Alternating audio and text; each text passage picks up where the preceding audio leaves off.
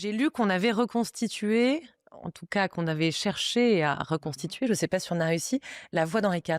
Alors c'est un travail qui est en cours en ce moment. Tu as pu entendre, auprès de d'autres, spécialistes médias, une voix reconstituée de Louis XIV, j'ai lapsusé, une voix de Louis XIV.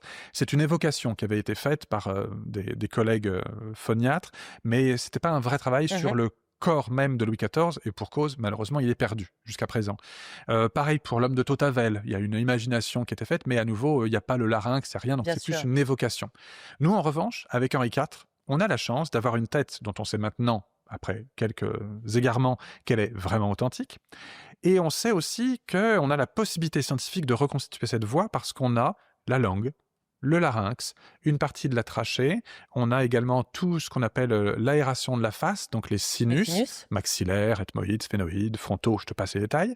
Et puis on a aussi une évocation, si on peut dire, assez précise de la carrure d'Henri IV, puisqu'on a sa cuirasse, son armure, des Et ça, détails ça historiques. change? Enfin, c'est-à-dire que si tu es plus ou moins, charpenté, tu vas avoir une voix différente? Ça compte, ça fait partie des D'accord. différents éléments qui comptent. Et donc du coup, j'ai un étudiant en thèse, qui est Robin Baudouin, qui est en train de travailler en ce moment au sein du laboratoire avec des collègues phoniatres, des collègues linguistes, aussi, des collègues, anatomistes, radiologues. On est vraiment en train de faire un travail global, tous ensemble.